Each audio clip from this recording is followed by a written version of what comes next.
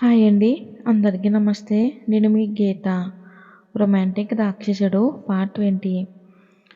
White mask పెట్టుకుని, formal shirt, blue jeans, in shirt వేసుకుని, చేతిలో కార్ కీస్ తిప్పుతూ, కళ్ళతో అందరినీ స్కాన్ చేస్తూ కొందరు గర్ల్స్ని ఫ్లర్ట్ చేస్తున్నాడు అర్జున్.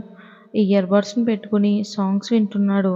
కలరింగ్ ఇచ్చుకుంటూ పోస్ట్ లేడీస్కు సైట్ కొడుతున్నాడు. మినీ ఫ్రాకు, మిడ్డీసు, స్లీవ్లెస్ టాప్స్లో ఉన్న కత్తిలాంటి ఫిగర్స్తో మనసులోనే కాపురం చేస్తున్నాడు.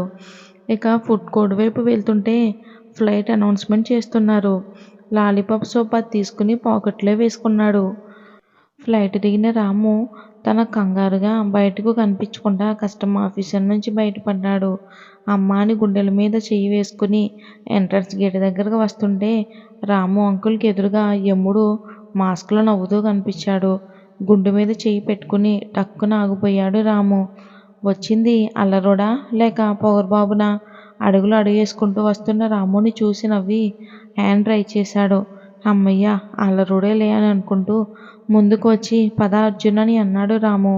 బ్లాక్ కోట్లో వైట్గా చాలా హైట్లో ఉన్నాడు. కుర్రోడికి ఏ మాత్రం తగ్గకుండా చాలా ఫెయిర్గా అచ్చం నిఖిల్ చంద్రలానే ఉన్న రాముని చూసి అర్జున్ షాక్ అయ్యాడు. బాబోయ్, ఈయనేంటి ఇంత అందంగా ఉన్నాడు? మా బాస్కు అన్ననా లేక డాడీనా అని అనుకున్నాడు అర్జున్ మనసులో. హాయ్ సార్ అని బ్రైట్ స్మైల్తో విష్ చేశాడు అర్జున్ రాముని. ఓ మై బాయ్ అంటూ హగ్ చేసుకున్నాడు రాము. పదండి సార్ అని అన్నాడు అర్జున్. అర్జున్ బాడీ నుండి వచ్చిన పర్ఫ్యూమ్ స్మెల్ పీల్చి అతను అల్లరోడేనా బలుపుడనా అని మళ్ళీ షాక్ అయ్యాడు. ఇద్దరూ హగ్ వదిలి బయటికి వెళ్ళబోతుంటే సడన్గా పోలీసులు వచ్చి గన్ ఏఎంని చూసి వారిద్దరినీ ఆపారు. మా అల్లుడు షాకు.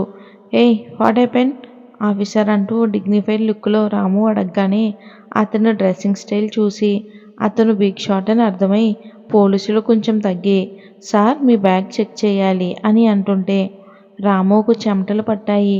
కర్చీఫ్తో చెమటలు తుడుచుకుంటున్నాడు. ఆయన ఎందుకు అంత కంగారు పడుతున్నాడు రాము? అర్జున్కు రాము మీద డౌట్ వచ్చింది. రాము చేతిలోని బ్యాగ్ వైపే చూశాడు. ట్రాలీ బ్యాగ్ అండ్ చిన్న బ్యాగ్ ఉంది. ట్రాలీ బ్యాగ్ను గట్టిగా పట్టుకున్నాడు రాము. అర్జున్కు అనుమానం వచ్చింది. బట్ అందరి ముందు వద్దు అని పక్కకు వెళ్ళారు. రాముకి భయంగా ఉంది. పోలీసులు చెక్ చేశారు. ఒక బ్యాగ్లో గోల్డ్ బిస్కెట్స్ ఉన్నాయి. దాదాపుగా 20కి పైగా ఉన్నాయి. దుబాయ్ నుంచి ఇక్కడికి వస్తున్నప్పుడు బికాజ్ అక్కడ గోల్డ్ చీప్గా దొరుకుతుంది కదా, 20 బిస్కెట్స్ వాల్యూ వచ్చి 200 crores. పోలీసులు అర్జును షాక్ అయ్యారు అవి చూసి. వెంటనే పక్కనున్న స్టేషన్కు తీసుకెళ్లారు. ఇటు అర్జున్ని కూడా అరెస్ట్ చేసినట్టే. బికాజ్ మామకు తోడు దొంగల అల్లుడు కూడా రిసీవింగ్ కోసం వచ్చాడు కదా, అందుకు ఎఫ్ఐఆర్ రాసి రాముని జైల్లో పెట్టారు. ఎస్ఐ టేబుల్ ముందు చైర్లో కూర్చున్నాడు అర్జున్. ఎక్కడో ఏదో పొరపాటు జరిగింది. మా సార్ అలాంటివారు కాదు. సిడీ కంపెనీ చైర్మన్ కూడా. అంత వాల్యూ ఉన్న మనిషిని అరెస్ట్ చేయటం ఏం బాగోలేదు అని రిక్వెస్ట్ చేశాడు. నో మిస్టర్ అర్జున్, అతను రెడ్ హ్యాండెడ్గా దొరికాడు. ఇంతకన్నా సాక్ష్యం ఏముంటుంది అని ఎస్ఐ అన్నాడు అర్జున్తో. రాము మాత్రం పొగరుగా ఉన్నాడు. నన్ను అరెస్ట్ చేసినందుకు మీ లైఫ్ ఏం చేస్తానో చూడండి అని అనుకుంటూ పోలీసులను చూశాడు. వారితో మాట్లాడుతున్న అర్జున్ని చూసి నువ్వెవడ్రా అని అనుకుంటూనే ఉన్నాడు. అర్జున్ దత్త అంత ఈజీగా ఎవరి దగ్గర బెండ్ అవ్వడు. మరి అచ్చం అలాగే ఉన్న నువ్వెవరు?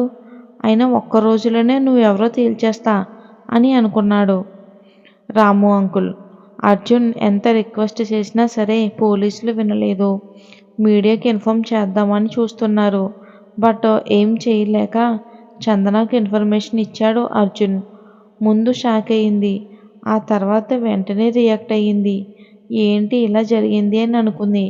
తన డాడీ ఏ తప్పు చేయలేదని ఆమెకి నమ్మకం. అందుకే తనే ఒక లాయర్ను తీసుకుని స్టేషన్కి వచ్చింది. వెంటనే టైం 7 అవుతుంది. కోపంగా కన్నీళ్లతో వచ్చింది. అవి బాధతో వచ్చినవి కాదు, పొగరుతో వచ్చినవి. అక్కడున్న వ్యక్తిని చూసి షాక్ అయ్యింది. అల్లరి అర్జున్. ఆఫీస్ నుంచి వచ్చేటప్పుడు డ్రెస్ వేరే ఉంది. ఇప్పుడు వైట్ షర్టు, పైకి ఇంకా వైట్ క్రాస్ లెగ్తో కోపంలో కూడా ఇంకా అందంగా కూర్చుని ఉన్నాడు. ఒక్క క్షణం అతను అర్జున్ దత్త అని అనుకుంది చందన మనసులో. భయంగా అతను ముందుకు వచ్చింది. ఆమెను చూడగానే లేచి నిలబడి బాస్జీ వచ్చారా అని అన్నాడు. ఓ అర్జునా అని అనుకుంది. చిచ్చి తుస్సిన గాలిపోయింది. ఈ బీస్ట్ దానిలో భయం చూడాలని నా కోరిక తీరదా బావా అని అనుకున్నాడు. పోలీసుల వైపు పొగరుగా చూసి కాలి మీద కాలేసుకుని కూర్చుని లాయర్ తెచ్చిన పేపర్స్ను ఎస్ఏ ముఖాన్న విసిరికొట్టింది. అర్జున్ చేతులు పిడికిలు బిగిశాయి. కొన్ని డబ్బులు కట్టలు కూడా వాళ్ళపై విసిరింది. 2 మినిట్స్లో మా డాడీ బయట ఉండాలి. మీరు మా డాడీ కాళ్ళ దగ్గర ఉండాలి. లేదంటే ఏం చేస్తానో తెలుసా అని చాలా కోపంగా గట్టిగా అరిచింది. ఆ ఎస్ఐ కేర్లెస్గా చూశాడు. 10 నిమిషాలకు అతను కానీ రియాక్ట్ అవ్వలేదు. వెంటనే ఐజీకి కాల్ చేసింది. 10 సెకండ్లో ఆ ఎస్ఐ జాబ్ పోయింది. రాము బయటికి వచ్చాడు. పొగరుగా గర్వంగా బిడ్డను హక్ చేసుకున్నాడు. ఇద్దరిని చూస్తూ అర్జున్కు కోపం వచ్చింది. బట్ కంట్రోల్ చేసుకున్నాడు. మేడం సారీ అంటూ పోలీసులందరూ సారీ చెప్పారు. ఒక్క ఎస్ఐ తప్ప. అతన్నే కోపంగా చూసుకుంటూ ఇద్దరు బయటికి నడిచారు. వెనకే అర్జున్ తన కారు డోర్ ఓపెన్ చేసుకుంటూ డాడీ మీరేం బిజినెస్లు చేస్తున్నారు? ఎందుకు అరెస్ట్ చేశారు? నా బేబీ కోసం అంటూ ఏ అడ్డదారి తొక్కడం లేదు కదా అని అన్నది అసహనంగా. లేదు బేబీ ఏం చేసినా మన కోసమే కదా అని ఆన్సర్ ఇచ్చాడు. గోల్డ్ అంతా ఆ బ్యాగ్లోకి ఎలా వచ్చిందో తెలియదురా అవలీలగా అబద్ధం చెప్పేశాడు డాడీ. అర్జున్ తెచ్చిన కారు ఎయిర్పోర్ట్లోనే ఉంది. రేపు తెప్పిస్తాను బాస్జీ అని తన క్యాబ్ బుక్ చేసుకుంటుంటే రాము చందనకు సైగ చేశాడు అతన్ని పిలవమని. అతను ఎందుకు డాడీ అని కోపంగా అంది చందన. చెప్పు బేబీ అని అన్నాడు. ఆమె సైలెంట్గా క్యాబ్ బుక్ చేసి ఎవరికో కాల్ చేస్తుంది. చందన పిలవదని తెలిసి హలో మై బాయ్ అక్కడే ఉన్నావే కమ్ వచ్చి కూర్చో అని ముందు సీట్ల వైపు చూపించాడు. చందనకు మండింది. ఎందుకంటే ఆమె డ్రైవింగ్ సీట్లో ఉంది. పక్కన రాము ప్లేస్లో. అందులోనూ హీరోని కూర్చోమన్నాడు. అందుకే కాలింది. నో సార్ నేను క్యాబ్ బుక్ చేసుకున్నాను వస్తుంది అని అన్నాడు ఇబ్బందిగా. నువ్వు నీ మొహమాటమని అంటూ రామునే అర్జున్ దగ్గరకు వచ్చి అతని చెయ్యి పట్టుకుని కాల్లో కూర్చోబెట్టాడు. చందన కోపంగా డాడీ నా చేతిలో మీరు అయిపోయారు. ఇంట్లో ఉంటుంది మీకు అని తండ్రిని కోపంగా తిట్టుకుంది. అర్జున్ కూర్చోబెట్టి వెనక రాము కూర్చున్నాడు. ఇబ్బందిగా కూర్చుని బీస్ట్ వైపు చూశాడు. చంపేసేలా చూస్తుంది. దీనికే మాయరోగం మిడిగుడ్లు వేసుకుని చూస్తుంది. దీని కళ్ళు దీని అయ్య కళ్ళు కూడా ఒకేలా ఉన్నాయి. దెయ్యం కళ్ళు అని లోపలే గట్టిగా తిట్టుకుంటూ నవ్వుకున్నాడు అర్జున్. బాస్ది నేను డ్రైవ్ చేయనా? నో థ్యాంక్స్ అని పైకి చెప్పి లోపల మాత్రం మా డాడీ ప్లేస్ కొట్టేసి ఇప్పుడు నా ప్లేస్లో కూడా కూర్చుందాం అనుకుంటున్నావా అని తిట్టుకుంటుంటే కారు స్పీడ్గా డ్రైవ్ చేస్తుంది చందన. ఆమె ఫీలింగ్ అర్థమైన అర్జున్ చిన్నగా నవ్వుకున్నాడు. రోడ్డును అటు ఇటు చూస్తూ ఫ్రంట్ మిర్రర్లోంచి రాముని చూశాడు. రాము చూపులు మాత్రం అర్జున్ వైపే ఉన్నాయి. ఒక్కసారిగా అర్జున్ అదిరిపడ్డాడు. ఈయనేంటి నాకు సైట్ కొడుతున్నాడు? మనం అంత అందంగా ఉన్నామా? ఉండే ఉంటాంలే. లేదంటే మనమే ఆయన గారి బిడ్డకు మొగుడిగా సెలెక్ట్ చేసుకున్నారు కదా. ఎయిర్పోర్ట్లో పోలీస్ స్టేషన్లో ఇప్పుడు కాల్లో బిడ్డవే డేంజర్ కల్లే అనుకుంటే తండ్రివి అంతకన్నా డేంజర్ అని మళ్ళీ రాముని చూశాడు అర్జున్ అల్లరోడు. ఎవరితోనో కాల్ మాట్లాడుతూ కూడా అర్జున్ని చూస్తూ ఉన్నాడు.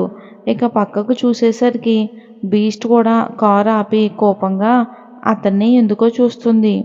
ఒక్కసారిగా ఉలిక్కిపడ్డాడు. ఏమైంది బేబీ అని రాము అడిగాడు. డాడీ ఇంకో కారు వచ్చింది మీరు అందులో వెళ్ళండి నాకు కొంచెం వర్క్ ఉంది అని సౌమ్యంగా చెప్పింది. ఒకే బంగారం అని ఆ కారులో రాము వెళ్ళగానే కోపంగా అర్జున్ని చూస్తుంది. ఏంటి మేడం అలా చూస్తున్నారు అని తన ఒంటిని చేతులతో కప్పుకున్నాడు అర్జున్. పాపం చంటోడు. ఈ దెయ్యం ఏం చేస్తుందో ఏంటో మరి ముందు ముందు చూడాలి. హే మిస్టర్ ఏంటి తెగ ఓవర్ చేస్తున్నావు అని అర్జున్పై గయ్యమంది. నేనా అని అమాయకంగా ముఖం పెట్టుకుని అన్నాడు. మా డాడీ రమ్మనగానే రావడమేనా? అయినా నేనెక్కడొచ్చానండి బాబు? ఆయన్ని లాక్కొచ్చి ఇక్కడ పడేశారు. ఏయ్ ఆయన ఏంటి సార్ అని అను. ఓకే మేడం సర్ అని ఒత్తి పలికాడు. చందనకి ఎక్కడో కాలింది. మరేం జరిగిందో వచ్చే భాగంలో తెలుసుకుందాం.